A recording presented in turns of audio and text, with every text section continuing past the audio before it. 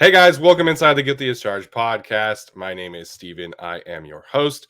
We're here to preview the Chargers and Bengals upcoming matchup. And joining me today to do that is a former Bengal, former NFL broadcaster, an Emmy winner, and the host of the BLEAV In Bengals podcast for the BLEAV In Podcast Network, Mr. Solomon Wilcots. Thanks for taking the time to join me, man. How are you doing today? Steven, doing great, man. Thanks for having me on with you today. Yeah, really excited about this one. I wish that we could be seeing this game on Sunday Night Football, your former job as Sunday Night Football sideline reporter, but it is what it is. A big game nonetheless. What's the mood in Cincinnati this week, coming off of two big wins, particularly against the Pittsburgh Steelers? Yeah, everyone's excited about this one. There's no doubt. And obviously people are stoked about where the Bengals are and how they're challenging and sort of one of the up-and-coming teams in a really tough AFC North division. All four teams are above 500, and they've beaten everyone. They still have to take care of the Cleveland Browns, who beat them rather badly earlier this season. But, the big bullies of the division, that being the Pittsburgh Steelers and Baltimore Ravens, the Cincinnati Bengals, feel like they've taken care of them. But Joe Burrow, he won't let them rest on that. He's like, look, we stumbled and failed against the Jets, right? He said, so we can't look past anyone. And he's a very serious young man, and he's not going to let anyone stray in terms of their focus. Well, I'm glad you brought up Joe Burrow, because it's always where I'd like to start with the quarterbacks in each game, right? Because it's obviously the most important position on the field. What kind of growth have you seen from Joe Burrow and this Bengals offense by extension in Burrow's second year in the NFL? I think, clearly he amazed everyone during his rookie campaign in terms of just how heady he was. Not just being able to know the playbook, but even beyond what any good rookie would do, he knows defenses very well. He can get them out of bad plays and check into even better plays. He sees things even before they happen. I remember even earlier this year, you saw the linebackers sort of fan out, even pre-snap. He could tell that there weren't going to be anyone behind the line. He just, instead of calling a quarterback draw, he just took it and ran with it and was able to convert on third down. And he's doing things that you don't expect of a player his age. And so you just hope that he continues to develop in that way. Yeah, I remember he did that in week 1 last year against the Chargers, when the Chargers had a little bit of a dime package. And, I think it was Denzel Perryman kind of went over towards the slot, and you see Joe Burrow make a little check, and it was a quarterback draw for a touchdown. So hopefully it doesn't happen too much on Sunday, but it's going to be fun watching Burrow and Herbert in their first ever action against each other this week.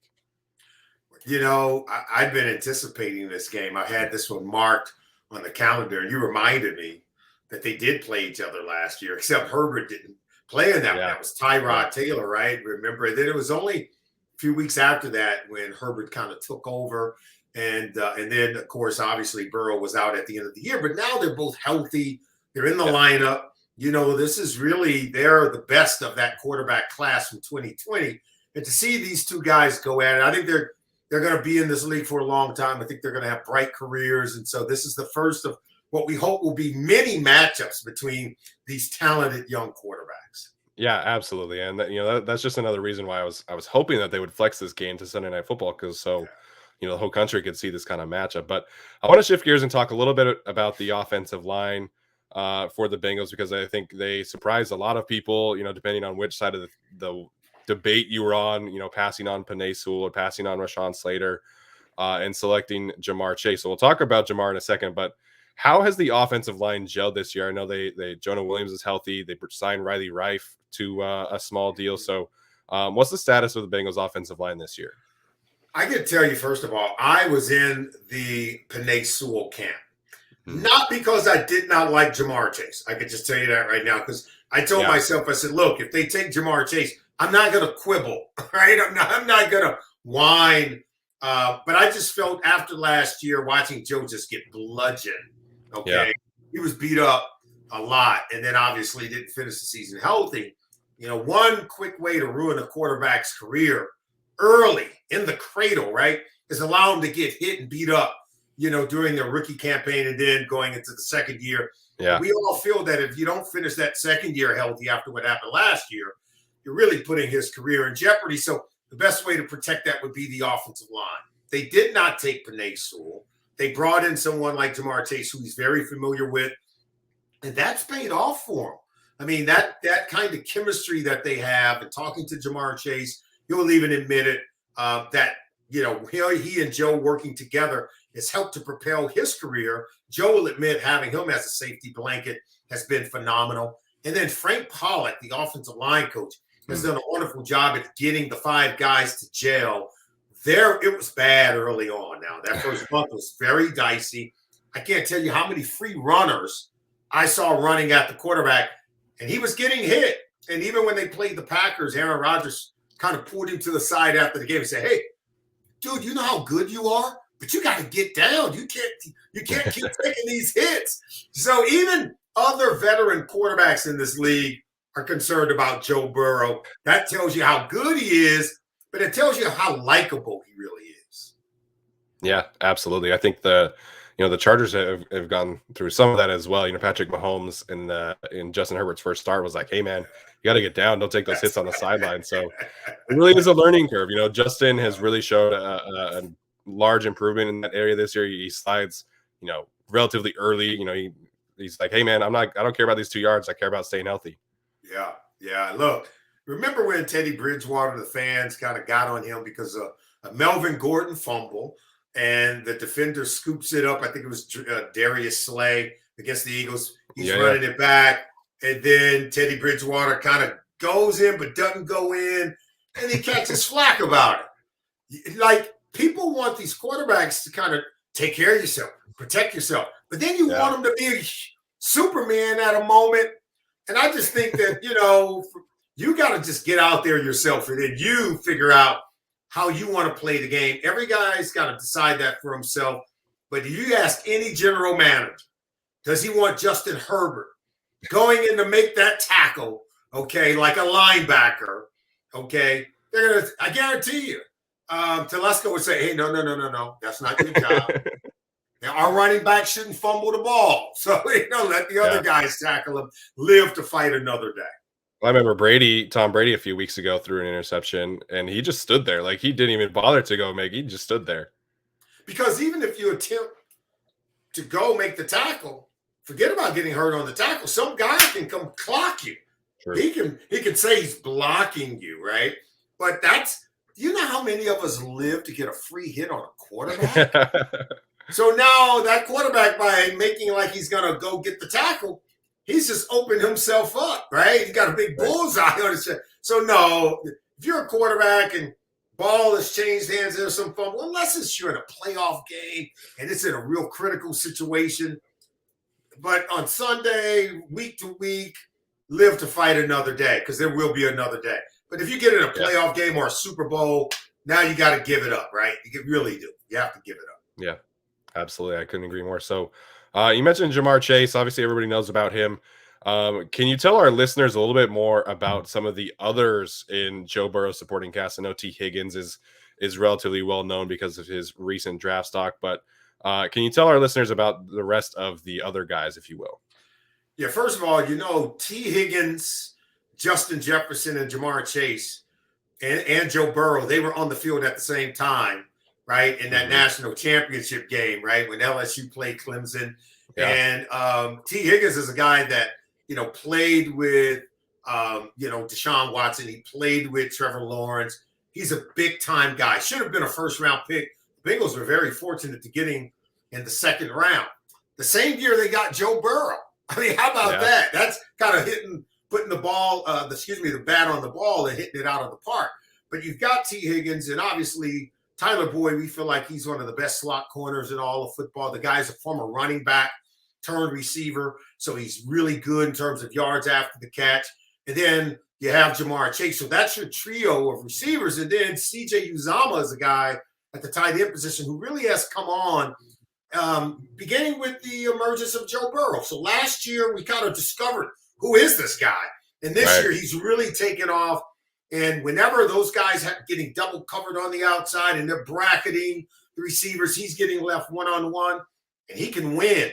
Now, I love Derwin James against any tight end in this league. So I'm not going to say that CJ's ready to beat a safety like Derwin James. because I think a lot of Derwin James. I think he's one of the great ones in our league. But Joe Mixon is really the straw that stirs the drink. Now he's the guy that makes the whole thing go. And this offense is phenomenal when that run game gets going. When he gets going, he can catch it coming out of the backfield. He and Austin Eckler came out in that same draft class in 2017 with Christian McCaffrey and Leonard Fournette and Alvin Kamara and James Conner. It was one of the best running back crops in recent memory, and I think one of the best in NFL history. So we get to see Austin Eckler and Joe Mixon on the field this Sunday together. Yeah, it's going to be I'm not even going to say it's going to be not fun to watch, man. The Chargers' run defense is abysmal. They're the last in the league. It's just going to be, very interesting. Like, last week, the only reason that the Chargers started to stop the run against the Broncos is because the Broncos started throwing the ball. So if the Bengals are really focused in on running the ball, then I think we could see another 150 and 2 kind of game from Joe Mixon this week. First of all, you should be happy that this wasn't flexed and becoming a night game because it's cold in Cincinnati at night this time of year. Yeah. You're going to get at least 20 degrees, 10 to 15, maybe 20 degrees warmer during the day at 1 o'clock on Sunday. Yeah. Then at 8 o'clock Sunday night. I can just flat out tell you. So Chargers should be happy about that. Secondly, 2 guys you got to pay attention to is the 2 edge rushers and Sam Hubbard and Trey Hendricks. I'm going to tell you right now, just tell Justin from me, because I like Justin, get rid of the ball, man. These 2 guys are heat-seeking missiles. Now, they come after, they get after it. The Bengals have found they don't need to blitz a whole lot, that they can generate pressure with just a 4-man rush. And their secondary has been timely at making plays lately. Now, I do think the receiving corps for the Chargers is going to test them a bit. But this will be a good game. I think it'll be a high-scoring game, and I think both offenses and both quarterbacks are going to have to persevere. I really do believe that. Yeah, I'm really looking forward to the matchup, particularly with Rashawn Slater. I mean, he's been really holding his own this season. I think he should be in the conversation for Offensive Rookie of the Year, but, that's another conversation for another day. But, the right tackle spot has been a big weakness for the Chargers. So, this is going to be a big challenge for Storm Norton and Rashawn Slater against those 2 edge rushers. Trey Hendrickson, man. That was another move that everybody was really criticizing and harping on, but he's been. I was just looking today. He's top 5 in pressures and sacks and pass rush win rate. So seems to be working out for sure. Over the last 2 years, the Bengals hit it out of the park in free agency. They've spent smartly. Von Bell. Obviously, Larry Ogunjobi, Trey Hendrickson, DJ Reader. He came over in last year's class. This year, you had Trey come over. You had Larry Ogunjobi. You had Mike Hilton, the former Pittsburgh Steeler, who's come over to play in the secondary, former Dallas Cowboy, and University of Colorado defensive back, Chidobe Awuzie, who we absolutely love. He's become our best corner. But you take Von Bell and Jesse Bates, we'll put that safety tandem up against anyone. And then I think what Chidobe Awuzie has brought over, and then Mike Hilton, is just that experience and the expectation of winning. And so they brought something special with them. They don't carry the baggage of how many times they've lost to the Steelers and all that. They just came in with a new attitude, with a new brand. And obviously, Joe Burrow is a born winner. The guy, think about this. Urban Meyer didn't want him at Ohio State. He's up in he's from that northeastern corner up there in Ohio, where all the tough football players have all come from. Because that's right on the border of Western Pennsylvania and West Virginia. Okay? Bunch of poor guys hacking it out and just learning how to be blue-collar dudes when they play the game. And all he does, he doesn't whine, he doesn't cry, he transfers, he goes to LSU. 2 years later, he won a national championship. Arguably, Stephen, one of the greatest college football seasons that we've ever seen a player have. Yeah. He just got better and better. Every week, the games got bigger, he got better. And he shredded the competition going away, man. And he brought that kind of leadership the guy's a born leader. He's phenomenal. That's why I love both these quarterbacks, because Herbert is a West Coast guy. He seems to be, big, tall. I remember coming out in the draft, I said, this guy getting off the bus? Oh, he looks the part now. He looks the part. Absolutely. And that's what everybody watches him play. Like, if you could draw him up, they would look like Herbert, right? Mm-hmm. He really would. And he's got all the tools, academically gifted. He really is a gifted mind academically. So had no problem learning the playbook. And that's where both these guys are very similar. They're very bright. They're very tough. And they're really great leaders. And they played a lot at the collegiate level. So when they came into our league, they were ready. They played in big-time programs. They were 4-year guys. So when they came here, they were both ready. And that's why I'm excited to see them on Sunday.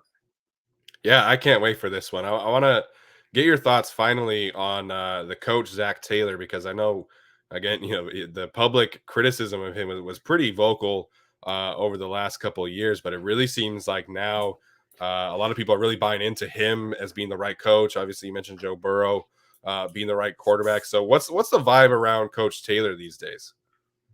Hey, listen, I look at Brandon Staley as kind of similar. Brandon Staley's I think he's just wonderfully clever. I think he is very imaginative. He's from around here, went to school, University of Dayton, so it's kind of a homecoming from him. And people should know that in the state of Ohio, it's giving you some of the great coaches the game has ever seen. Okay, not only the Belichicks, but the Nick Sabans and the Stoops, the Grudens. They're all from here. They're all from here. Sean McVay as well. They're all from right here. It'll shock you to me. Don Shula, Weeb, all of them right here from here, great state of Ohio.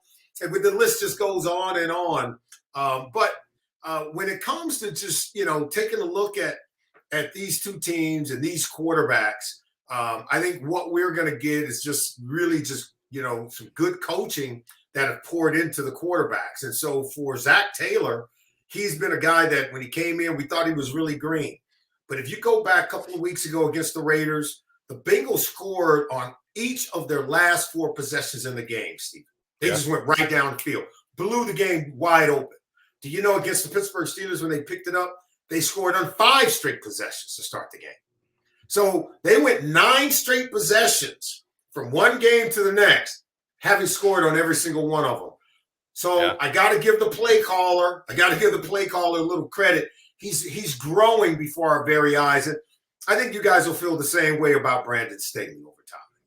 Yeah, I know. Unfortunately, right now for the Chargers fans, that 4-1 start really kind of played with our emotions a little bit, but obviously falling back down to earth recently. But I'm really excited about this one. I want to get your final predictions, if you will, of who you think wins and by how much.